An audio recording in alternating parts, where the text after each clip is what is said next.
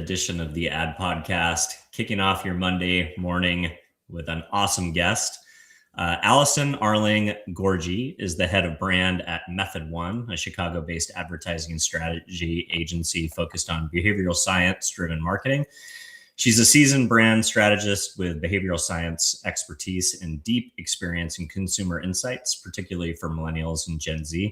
She harnesses human behavior research to build memorable brands, craft high-impact campaigns, and drive business results, often in CPG, spirits, and in brands that need to tap into cultural trends.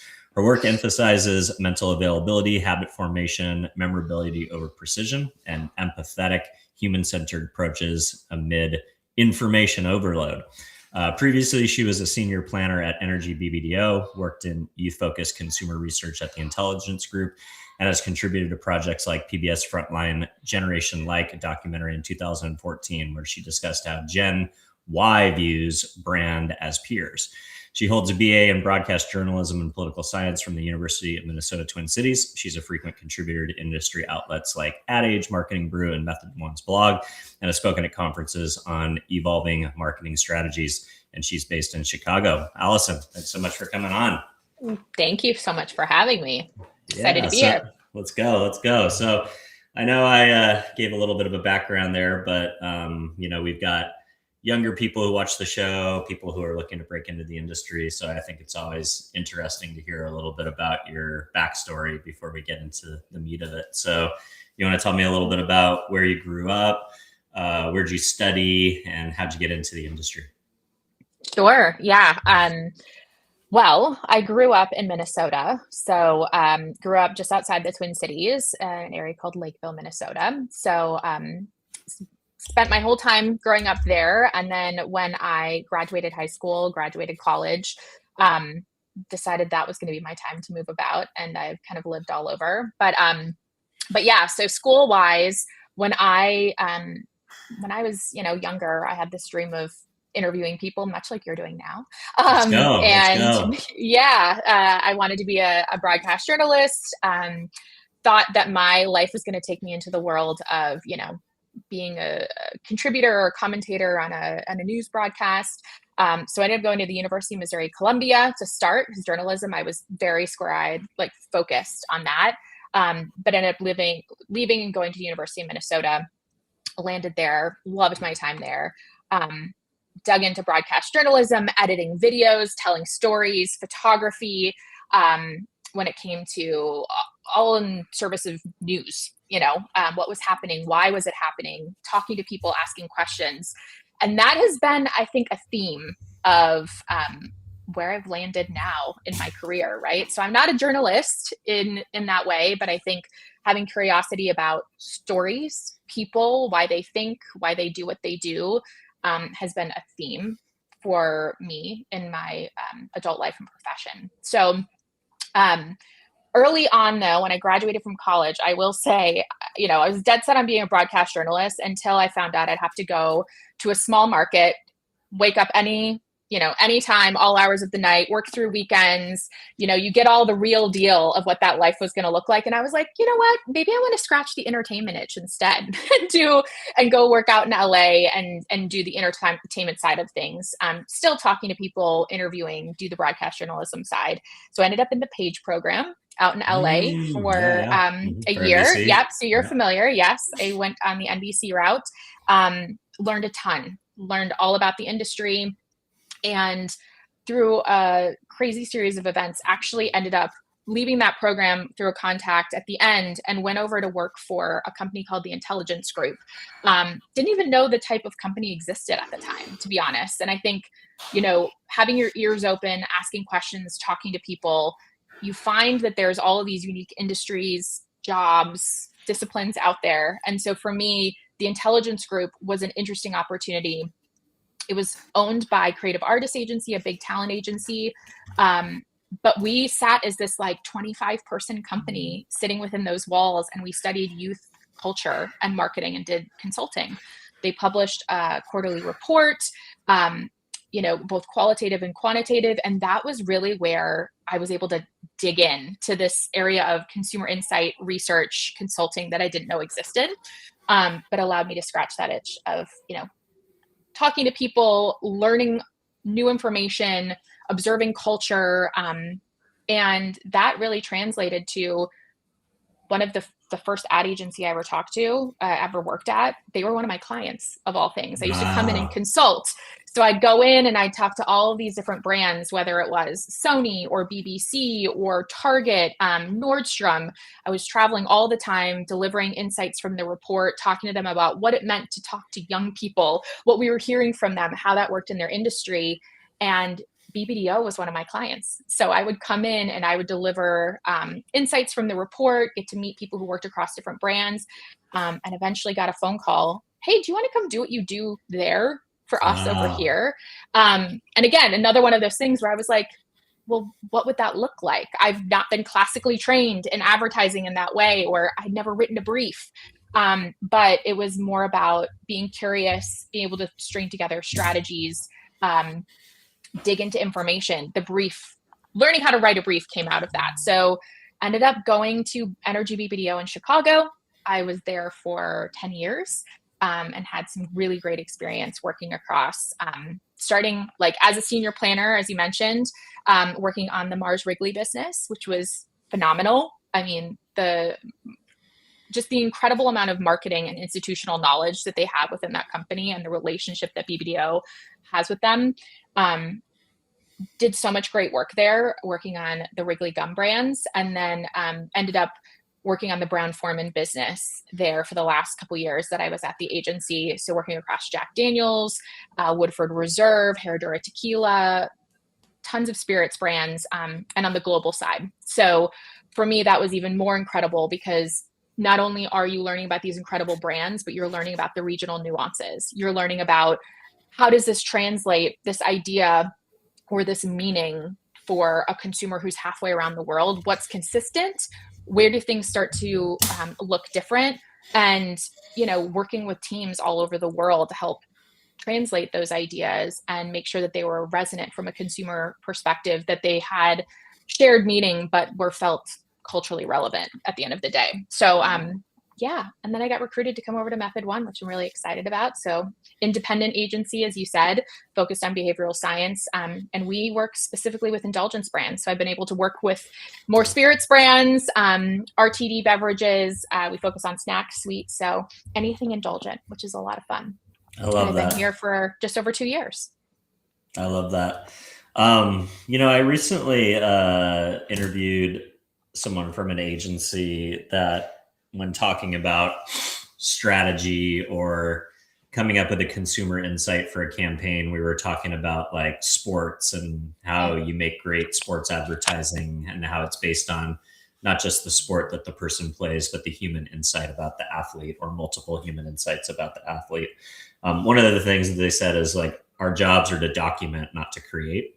I'd be kind of curious, like, you kind of having a background or a drive for journalism as a young person, do you think that kind of naturally fit into that world of strategy, and especially on the human insight discovery piece, which is at the front end of a campaign, that idea of like, you can't document anything until you learn as much as you can about it. Be curious about your thoughts on that kind of document versus create idea.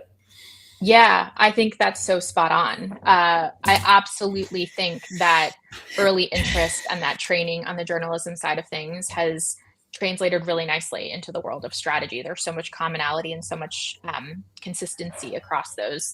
And yeah, I think you have to be curious about why things happen. You have to be open to conversation, not knowing. See where your line of curiosity and questioning and talking to people leads you. And I think that's been so critical. It isn't until you're able to do that legwork, dig in, really get to the meaty underbelly of why things are happening, or get to the texture from the conversation or observation out in the world, that you can get to a really great brief, in my opinion. I think there's the brief is often the first creative deliverable, right? Because you've unlocked something interesting. You're thinking about something in a unique way. You want to come into the room with something that you've already gotten excited about and been like, oh, that was an aha. It's something I can't stop thinking about because it feels either so obvious, but so intuitively true, or it's so interesting that you just found out something that you can't stop talking about. It's like that cocktail conversation, that thing you want to bring into a conversation, and someone's like, huh, I had no idea, or I never thought about it that way. That's what you want to bring into a briefing as a strategist. And I think oftentimes it can be like, oh, you just got to fill out the brief. And it's like, the brief is such a critical part, and doing that legwork and starting the conversation. I always think about a briefing too, is it's starting a conversation. And yeah, so I think that answers your question, or at least hopefully does. 100%. So, it's funny. I think you and I also have a similar background where we went into college and potentially career of thinking about like, okay, like there are these industries that are very sought after. They're very hard to break through. The traditional path is get paid no money and do a lot of grunt work and then maybe make it. Yeah. Whether it's for you in journalism or the Page program at NBC, myself working in screenwriting and at reality television production companies and independent feature film. And it wasn't until I discovered the advertising side of things where I was like, oh, wow, I can still kind of be creative and create things and kind of flex these muscles that I went to school for, but I can actually make a living and, make real money. But then you also mentioned like, now some of the gatekeepers have been dismantled, in these traditional industries. Like, you talk about the work that you did at the, consultancy within CAA. Well, just last week, two strategists from not last week, but maybe a month ago, two strategists from eMarketer left with a lot of fanfare, instantly signed with CAA and had these big keynotes at creator economy events around the world. And, with a single drop of a Substack, now they're, almost like a household name, it feels like. Do you feel like both kind of, the rise of independent journalism and the idea of like being a independent content creator, do you feel like those traditional walls have kind of fully been broken down, or would you have done things differently if you entered the market today? Kind of seeing the different ways you can, still flex those muscles, but maybe work outside of the traditional system and not have to go through that, that gauntlet of, potentially winning the lottery ticket and becoming like an anchor on CNN or whatever. Yeah. Oh my gosh, that's a really good question. I mean, it's hard to say because, as I said at the beginning, like I didn't even know until the opportunity was staring me in the face that the last couple career moves for me were even possible, right? So whether it was going to the consultancy, I didn't know that discipline even existed. It took me being just someone who was open to the idea and someone who was willing to say yes, right? So it's more, and the same thing with ending up at Energy BBDO, right? It was having those conversations and being like, oh, that's interesting. Tell me more. What would that look like? And giving it a go. I do think today, when we think about how the walls have been broken down, to your point, and everything feels far more democratized. Like if you are someone who is willing to lean in, willing to roll up your sleeves and just give something a go and try, I think the world is your oyster, right? Like you can pretty much start anything you want. It's a matter of how much work and grit you put into it, and then hopefully the happenstance of finding that lucky strike or that lucky moment where it translates to something where you can drive that notoriety or, kind of get your name on people's radar. But yeah, it's hard to say if I would do anything differently, or if I would approach it the same way, to just be open to possibility and just look for that thread of, does this opportunity scratch that itch, or kind of lean into the sensibilities I have as someone who knows that I can't do the same thing every single day, who knows that I have to do something that strikes that balance of art and science, that wants to feel inspired and interested and, on a day-to-day basis. So I don't know. It's hard to say. I love it.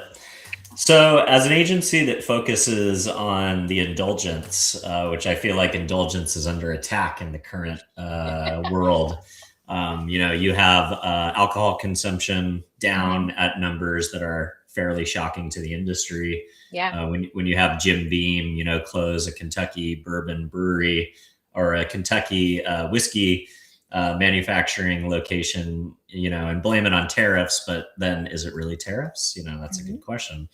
Also in the rise of GLP-1s, the world of indulging in the eating space and snacks is also under attack. In a world that seems to be trying to stave off indulgence at every turn, how do you guys think about a defensible business model? Or are you guys more relevant than ever because these brands need to work harder than ever in order to convince consumers that they should, indulge? Yeah. Wow. Okay. There's lots to unpack in that question. I would say that indulgence isn't going anywhere. I think when we look at human behavior and we look at it over time, there might be ebbs and flows related to industries, trends, what's in fashion, what's not. But I think innately people look for moments of joy in their lives, right? I think that you look at something like the lipstick effect. I've brought this up before and I oftentimes reference it, where in times of economic uncertainty, in times of even just recession, people will buy those little moments of joy or things that bring them pleasure or might be considered indulgence, because that's just an innate human thing. Like, we want things that make us happy. We want things that bring us moments of joy. And so while you might feel like, oh gosh, I can't take the plunge and do that big trip, or I can't, buy that house or sign that lease on a new apartment like I was hoping, I can go out and buy myself a really fancy drink at the end of the week to, transition from work to play. Or I can go buy myself that chocolate bar that I really love as a reward for finishing off the day, or as something that just is a little bit of me time, right? I don't think that's going away. And we've seen that time and time again. I think that, to your point though, brands have to work harder to make sure that they can break through and that they can scratch the right itch when it comes to consumers, how they're speaking to them, how they're showing up, when they're showing up. That's really, really critical, because there's more choice than ever before, right? And I think that's also an indicator when you think about indulgence. I mean, how many different brands of snacks, chocolate, RTDs are out there? They're just exploding. Same thing with spirits. There's more choice than ever before because there's demand there. And I think it's just a matter of, in times of uncertainty, when we look at shifting generational traits and habits, there's a lot of reporting out there too that Gen Z isn't drinking. Well, a lot of Gen Z isn't of legal drinking age yet. So we're actually seeing a little bit of that normalizing as they get to, LDA. So I think there's some assumptions being made. They're just following the law, not like previous generations that would, start drinking at 17 or 16, right? Yeah, well, there's that, but I also do think, again, there's a little bit of this shift too of being more in control of when they drink, how they drink, what that consumption moment looks like. So it's been really interesting to follow, specifically in spirits, this idea of, there's the whole sober curious movement, but there's this idea that goes part and parcel with that, that's like zebra striping, which is basically like in a given evening or a drinking occasion, during the day, whenever you're deciding to do that, you might go, I'm going to have a non-alcoholic beer, and then I'm going to have a cocktail later, and then I might have a really good beverage that has no alcohol in it, or is like a mocktail, like a canned mocktail after that. It's being in control of what that looks like. It's not necessarily all or nothing.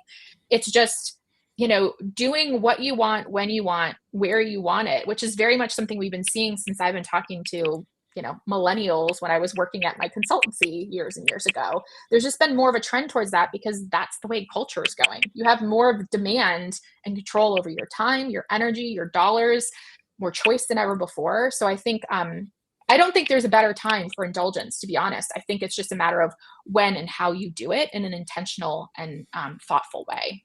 Yeah, and indulgence can be non-alc, right? Me and my wife often joke, we'll be on an RV trip and it'll be like noon or 10:30, and we'll grab a beer from the fridge in the RV and be like, isn't this so great? We can just have a beer at 10:30 in the morning. It's like, no guilt, no problems. I'm not going Right. to get tired. I'm going to drive, all the things. Right. Or, like last night we ordered some non-alcoholic wine and stuff for s'mores and had a fire in the backyard with the kids. It's like there is, like you said, indulgence will just change. And I think smart marketers will figure out, okay, where are the trends going and how can they take advantage of those indulgent moments? So I love that. And I want to just throw in here too, like we are actually working in the next month or so, we will be actually launching our first state of indulgence study at Method1. So we're going to be digging into this because we do have hypothesis that indulgence is necessary, as I mentioned, but there's likely nuances in behaviors and choices and motivations when it comes to different generations, things that are much more permissible, things that might still feel a little bit,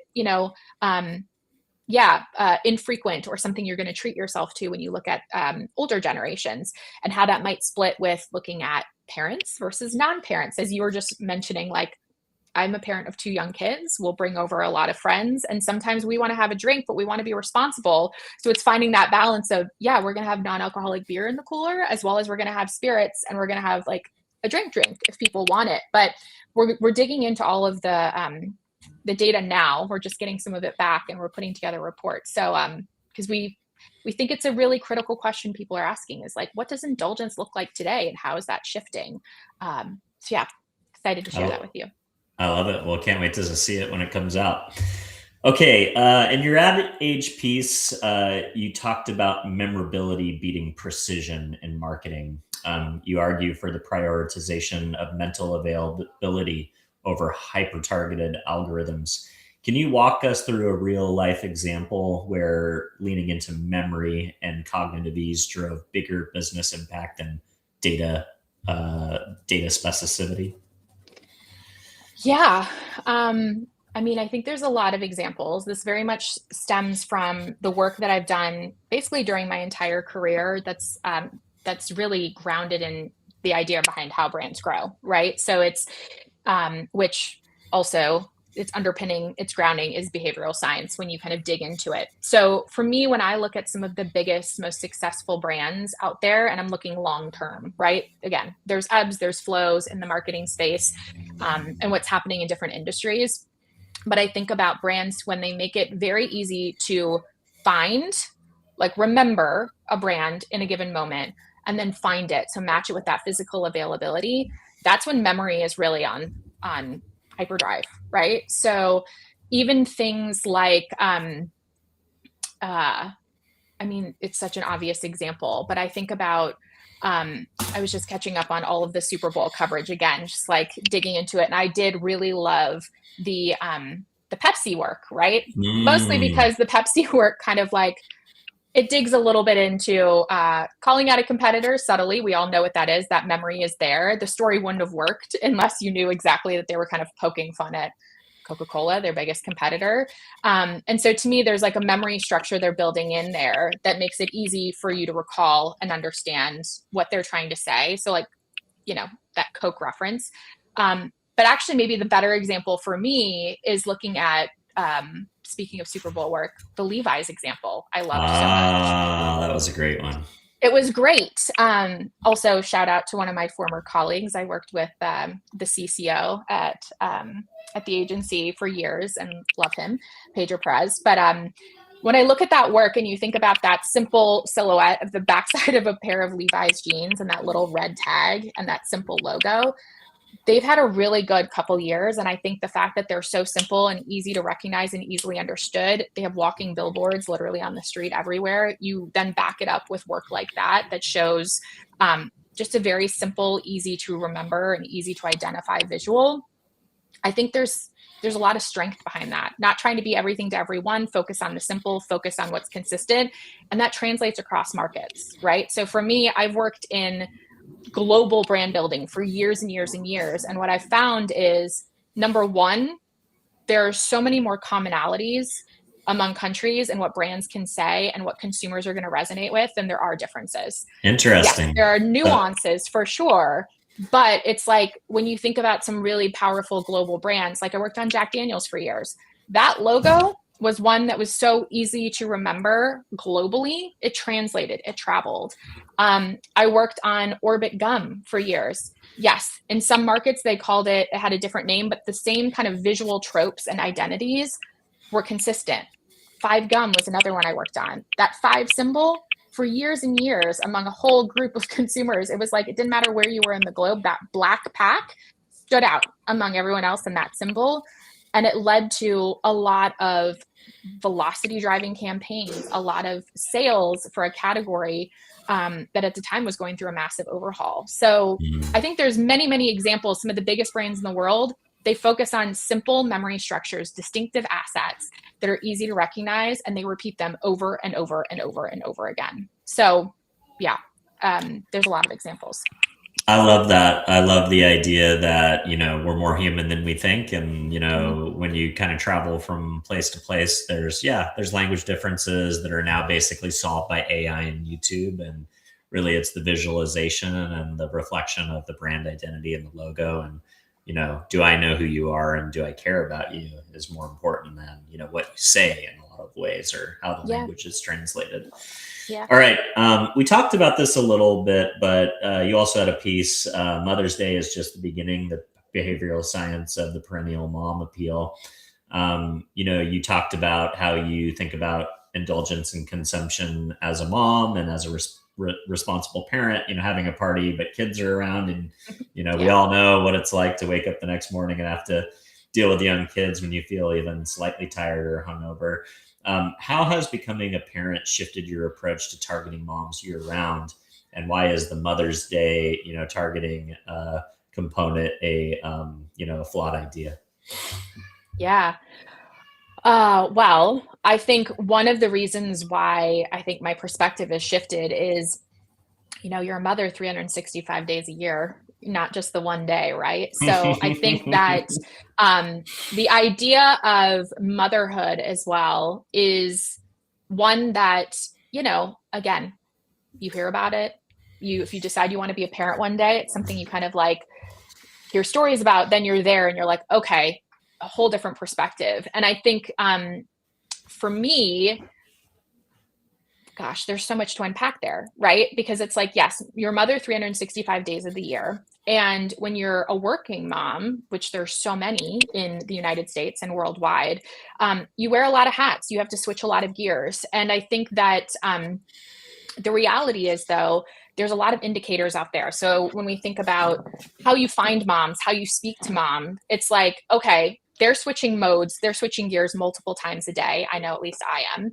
And I think about, whether it's generating to-do lists, whether it's handling kids emails from school, organizing play dates, to then switching into your career, all of these things you have to toggle between. And I think from a brand perspective, and the clients we work with, they're indicators. When you think about search data, when you think about what they're watching, who they're following, the influencers they're paying attention to, you can kind of suss out who they are out in the world. And you can kind of see that doesn't turn off. It's not like all of a sudden around Mother's Day, oh, I'm in mom mode, right? Like from a brand side, you might be only focused on them then. But they're a huge group. They are driving tons of the decision making. They call multidimensional. Yeah, they call it the chief household officer for a reason, right? It's like I don't buy anything, not one thing. My wife buys everything. I'm talking about my clothes. Like I might buy gasoline once in a while because I have to. But so if you're targeting my household, you better be talking to the mom. Yeah, exactly. And I think, it's just really critical to be like, okay, what are they interested in? What are the things that are keeping them up at night? What are the things that are on their to-do list? How do you meet them where they are? And how do you make their lives easier? So in behavioral science, you've already referenced this once, but we use the EAST framework. EAST framework is one of these well-known frameworks that can drive behavior change. And the EAST framework's, the literal first pillar of it is easy. Make it easy.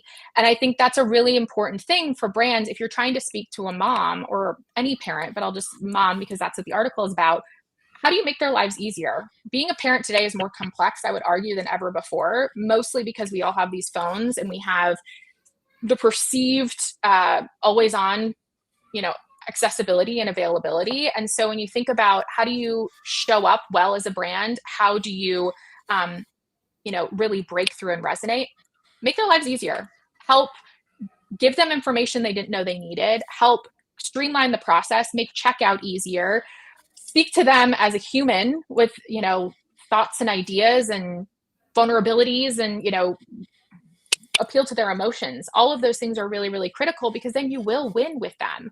If you're only thinking about them for 1 week out of the year or 1 day out of the year, you're missing 364 other days where, they have very full lives and they have lots of interests and they have a lot of pull, as we just talked about. You're missing out. So it's really an important thing to prioritize. I love it. So when you contributed to PBS Frontline's Generation Like documentary and spoke on Gen Y and Gen Z seeing brands as peers, in 2026, with shortening attention spans and algorithm bubbles, how should brands build authentic relationships with younger audiences where they do feel like friends versus coming off as performative or, something that they can smell through? Yeah. Oh my gosh. Well, I think one of the biggest things for me, and at the time we were talking about this, and I think it still rings true today, is to engage in a dialogue and think of things as a conversation. I'm not talking about conversing with every single person one-to-one. That's not even feasible. But I think the feedback loop is really, really critical, right? Every young person today, I would argue, starting even when I was in my 20s, we all have a megaphone, and we have a mode of communication that we can reach out to brands. We can share our feedback. We can share reviews. All of that is so critical. And to me, the worst thing that you can do is just not pay attention to any of it. Some people adopt that strategy, right? They're just like, we are so clear-eyed in our vision and we are just going to march forward. This is who we are, full stop. And that works for some, but I think from a brand perspective, I think it's really important to make sure you're paying attention to how are you being talked about? What is happening? What are pain points your consumers are feeling? It's a really great research tool as well, right? Like anytime there's ratings, reviews, conversation happening around your brand, it's generally a good idea to be paying attention to that, right? And I think about it as a strategist too. It's like you're mining for insights. There are new products, new services, new ways to come to market that are probably hiding in plain sight if you just pay attention. And I think sometimes that's really hard from a brand perspective and a company perspective, because, right, any changes feel like you're turning an entire steamship, or it feels insurmountable. It's not to say you have to react to everything or you have to do everything, but sometimes just being like, thanks for sharing this with us and like bringing it to our attention, or we've heard this, we're exploring XYZ, can make a huge difference. People just want to feel heard. Young people want to feel heard, and we all have the access to tools to do that. And I think we see that in the marketplace, right? People are using wallet activism. They are putting brands on blast that they feel like they are making a perceived misstep, right? So conversation is going to continue. It's a matter of how you want to, engage with it. And I think having a strategy around that and being tuned into it it's important. I love it. You've also explored topics like pumpkin spice fatigue and the new rules. Oh, I love that one, especially the new rules for indulgence. What's a cultural behavioral trend right now that you think is hot in CPG, and how can marketers adapt their strategies to capitalize it without experiencing pumpkin spice fatigue? Oh man. Well, I think that there are a couple things that I've seen a lot and that I think are valuable and are definitely hitting the right chords. So social proof is really, really important. I think when we look generationally, things have been trending in that direction.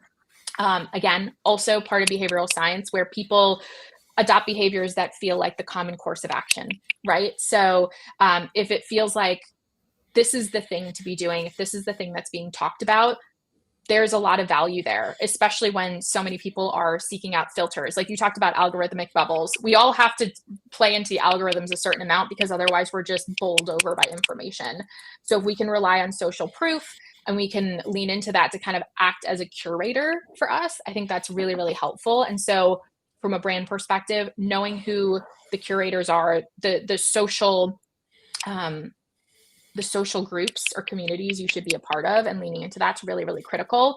And by the way, there's so many layers within that. When I think of social proof, like even being tuned into things like social residue. So if you're going to do a pop-up, if you're going to do an experience or something experiential, how do you design behavioral residue or social residue that's like similar to like the I voted sticker, something that'll show people you've interacted with a brand, you've experienced something that doesn't require me to go and create a review, a unique piece of content or comment on anything. It could be something as simple as wearing it that can be enough of a permission for other people to want to adopt or try. It kind of brings down that barrier to potentially wanting to engage with the brand yourself.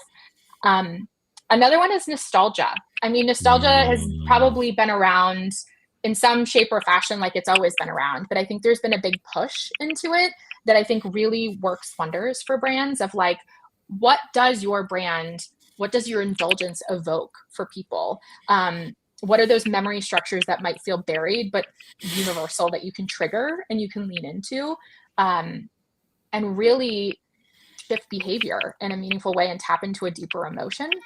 So I think there's some really amazing nostalgia out in the world. Like I was even just looking at that Dunkin' Donuts work from the Super Bowl as well, which is just nostalgia on steroids, but it strikes something in people that's really, really like deeply resonant in the same way that Oreo with a cookie dunk is something that like, oh yeah, it evokes memories. I will say that nostalgia though, it's finding that insight. It's finding that thing that's absolutely true and uniting and human that doesn't necessarily play into the tropes that everyone else is. So you mentioned this, the pumpkin spice, and the thing for me with pumpkin spice is that if you're doing something that everyone else is, and doing it in the way that everyone else is, it starts to become wallpaper and people are ignoring it, right? So like finding that balance of doing things that lean into social proof or lean into nostalgia, but doing it in a way that's distinctive. That's not so, on the nose. That's really where digging into insight, digging into creativity and letting those really be unleashed is really, really critical and important. I love it. In podcasts like Behavioral Science for Brands, you've also discussed making brands a matter of habit. Mm-hmm. For listeners building or scaling brands, what's an actionable step to increase mental availability, reduce friction in the decision-making process, and moving people from trial to making them part of their everyday routines? Yeah.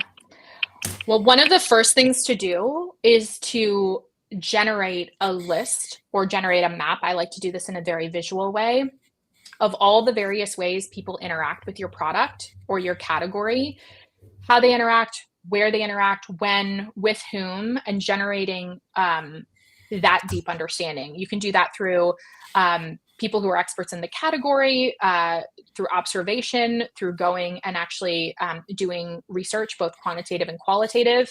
To me, kind of mapping out all of those various ways people get into the category, or category entry points as they're often called, CEPs, is a really solid starting point, because you're basically looking at a full behavioral map of how people currently today interact with the category, the product, the brand, etc. And then to me, it's putting together your prioritized list or your prioritized bullseyes for what are the on-ramps that you want to own and really narrow in on as a brand to build those habits. Because again, go back to easy. If you were trying to teach people entirely different behavior and kind of like force them to take that left turn or that U-turn, you're going to be a lot less successful than if you're going to lean into behaviors that already exist and start to own them.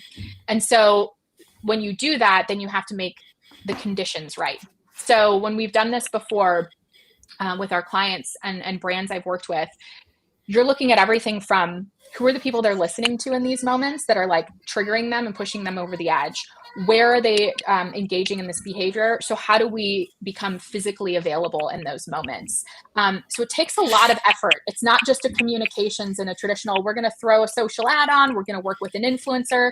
It's likely a combination of those factors, but it's getting really clear on what exists today and how do we meet people where they are so that we can latch onto existing behavior and kind of lean into, we call it implementation intentions, right? So you're basically there's a lot of learnings out there that like when you start a New Year's resolution, right? And you say, I want to work out 3 times a week. You're like, okay, people are less likely to do that if you just say that. They're far more likely if you go, I'm going to set up my shoes right here. I've got a Peloton bike in my room. And the night before, I'm going to have my water bottle filled. It's going to be right here. And so making the conditions easy, that is really, really critical to getting people to adopt a new behavior and start a habit. And it's going to take some while to take a hold, but you have to make sure you have all of the foundations in order first. Yeah, I love that. I like the idea of education too. I remember 15 years ago when I first got into the industry, I watched this video when I was doing research about a floss company. And they're like, when you take the little box of floss, spread it to your arms as wide as you possibly can. And that's how long the floss needs to be in order for you to like properly floss your teeth. And then like, whenever my wife sees me do that, she's like, that's such an obscene amount of floss. But like the floss company, I was told it by the professionals, and the dentists, the floss companies are getting me to power through way more floss. So like, those types of things where it seems credible, like a doctor or an influencer, somebody's telling you, hey, here's how you do this thing. And that for whatever reason drives either brand loyalty or more consumption. Because you're using the right amount or the prescribed amount, et cetera. It's kind of a funny thing too. Or even in spirits, just to that point, it made me think of like being very clear what you want people to ask for. So like in the spirits world, there's a lot of hesitancy for people to ask for something that they maybe can't pronounce or they don't know how to mix it. And you've got like that split second, if you're in a bar, right? You're going to ask for, someone says, what can I get you? You want to have something easy to remember. And so in that space too, it's like also like, what's the mix? What's the easy thing you can ask for? I want this one. I want this drink. And like the occasion, make it easy at the place. Is there signage or you want a drink menu? Like there's so much surrounding that you can set up the conditions. So it's like, you've made it so easy, so intuitive, so like memorable, that you don't have to do much work. Like that's really a core piece of it. But I had not heard the dentist one, but like, you're right. That makes a huge difference when and there's somehow like stick with you and you just like repeat it over and over and over. Yeah. And it wasn't an ad necessarily. It was more of like an educational video, right? So It was like, that's totally interesting. Well, Allison, I've always enjoyed our conversations ever since our good friend Coop introduced us back in the Energy BBDO days. So we have to get a shout out to Coop. Enjoyed interviewing Ian at Cannes last year. Always excited about what you guys are doing at Method1 and what you guys are building and your guys' expertise in this world of indulgence. So if people enjoyed the conversation that we put down today and want to learn more about the agency or connect with you and your thought leadership, where would you like to point the audience? Well, people can go to follow us on LinkedIn, Method1, or can go to our website, method1.com, or the Consumer Behavior Lab. So we put out weekly podcasts. Our founder and Richard Schotten, who's a behavioral scientist, interview behavioral scientists, marketers, leaders weekly on various topics. So a few different places that people can go to learn more. Let's go. And for those of you who are following along at home, if this is the first time you're seeing the show, don't forget to give us a follow or a subscribe. If you're listening, whatever platform you're listening on, and an organic review is how we find a larger audience organically. And last but not least, if there's a strategist out there, maybe a brand marketer, or especially somebody in the indulgence category or wants to learn how to become an indulgence brand, don't forget to share the show. And with that, I will wish you all an amazing week. Thanks for tuning in. Appreciate it. Thanks, Allison. Bye. Thank you.